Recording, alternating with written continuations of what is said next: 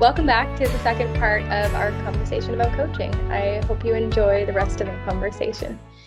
I remember asking a peer to be a mentor for me. And what was really interesting and that I hadn't sort of thought about before, she said, tell me the three things that you want to achieve with our relationship. And so what that did was it wasn't just the ask, right? There was actually some thought put into what I actually wanted out of that relationship, out of that mentorship, and if she could deliver on that, right? So she sort of understood my expectations. I knew what I was coming to her for, and so that would fit as well within coaching. And what is it that you want to achieve? You had spoken to that, Anne, earlier. um, I thought it was a really interesting way to approach it, and I really appreciated it. Yeah, I like that a lot. I had a similar experience with a coach I was working with who asked me, like at the end of our coaching relationship, it was kind of a defined timeline, like how did I want to feel, or what did I want to be, or what was sort of the outcome that I was looking for, and allowed me to sort of vocalize like, oh, I would like to have the confidence to do X, Y, and Z, or whatever it was that ended up being my sort of goals at the time. And I really like that, sort of starting with the end in mind, so you can work towards that. And then at the end, it's like, okay, look how far we've come. Like now you have the confidence to do this, and it's kind of a nice full circle moment. So yeah, I think stating goals is kind of crucial. Mm-hmm. And so it's interesting because I think that what I'm about to say can make you a good coach, but it can also make you a bad coach. Um, but having the flexibility to adjust while you're in that coaching relationship. And I say that around fundraising because often I've been working with clients where initially they thought they needed and wanted something. And as we got into it, and fundraising is an interesting thing, right? If you don't know what you don't know about something, you may think you need or want something. And then when you get into it, it's like, oh, actually, what we need or want is different than what we had initially anticipated. So having a coach who can guide you through that, I think, is useful without losing track of what the relationship is supposed to be about. Mm-hmm. Nice. Yeah, I mean, like Kathy kind of alluded to earlier, coaching is something that we kind of all do at the Fundraising Lab, either when it's sort of part of Spark, running monthly refreshes or being part of that, or sort of one-on-one with clients. And Kathy, I think you have quite a few coaching clients at the moment, it seems like. That's something you've been doing for a while, right, in your career? Yeah, I mean, yes, I have been doing it for a long time. And I would say that even before I started formally calling it coaching, in my consulting relationships with clients, it kind of, it was this organic thing that I would spend a lot of time coaching people on sometimes things that were only peripherally related to fundraising, because they were important to fundraising. But I will say that in terms of us collectively providing coaching, we provide coaching to each other. And, one of the things that I really value, because we now have a larger group and we do have, these are the full-time folks, and we have other folks who come in when we need them, is we now have this network of people who have expertise in different things. And I think it's really important for somebody who's a one-person shop to kind of hear that, I've been fundraising for a long time, and the longer I get into this, the more I realize that a one-person fundraising shop is incredibly difficult, because I look at the expertise that you bring in so many of your subject matter areas, like, data and digital. Those are so specific There's no way that I could be doing that stuff if I was back in a one-person shop. And Steph, the writing and the marketing stuff that you bring. So I think that having a network of folks who can provide you with some support around different areas is also really important. Mm-hmm. Yeah, I mean, we've mentioned a couple of times the Spark monthly refresh meetings, and so I have been sort of heading those up, and I think it's such a great opportunity for people who are in those one person shops to get some guidance or to get some support or understand that there are a lot of people out there that may be in the same position they are.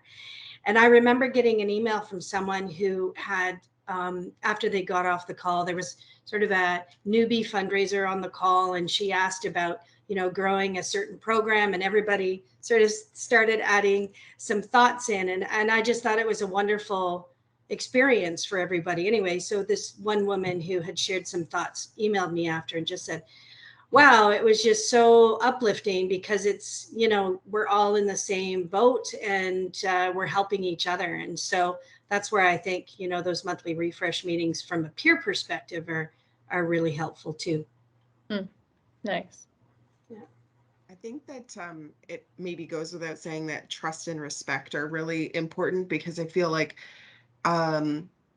along with having that open line of communication and being a good listener, once you start to hear whoever you're working with, what they bring to the table, what they want to achieve, then you start to realize that, even if they are at a current level of feeling like they're lacking some level of knowledge that they're hoping to get from the coach, they're also bringing in this other side that you can build together.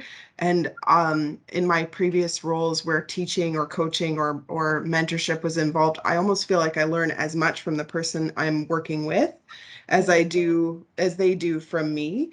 And I remember, Anne, working with you and feeling like we mesh together on our data nerdiness almost instantly. And I thought, she gets me. So it's so important to have that camaraderie and that mutual respect, even if you're coming at it from two different perspectives, or if you're coming at it from similar perspectives.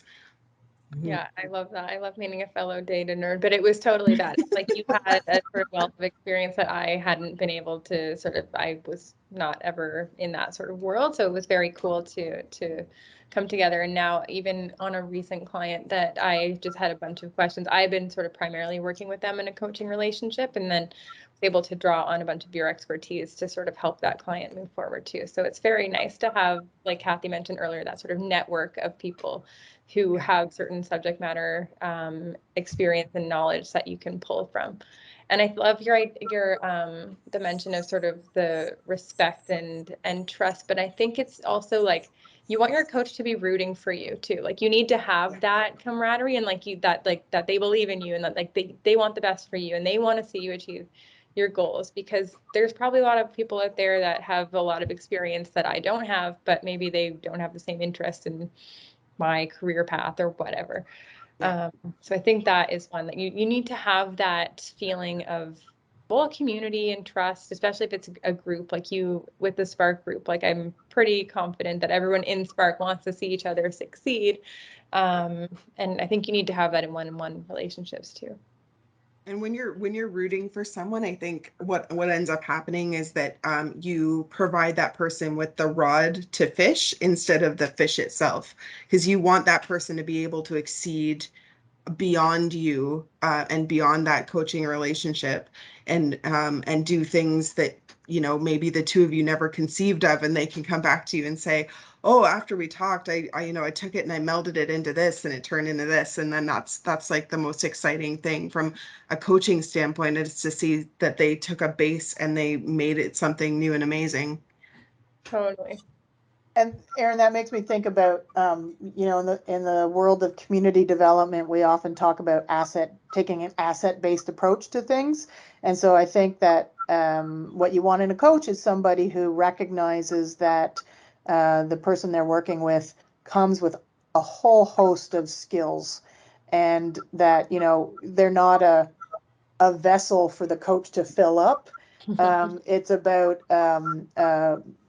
building on what you already know and using that to, as you said, the rod versus giving them the fish. Nice.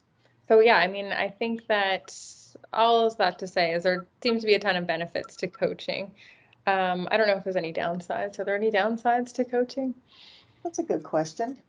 Hmm. Well, you can become overly reliant on a coach. And so I think that is something that like both parties need to pay attention to, but in particular, a coach, I think, needs to be prepared to say, okay, I think we've achieved what we were trying to achieve. Time to go. Now, what I will say is most of the coaching relationships that we have are time limited.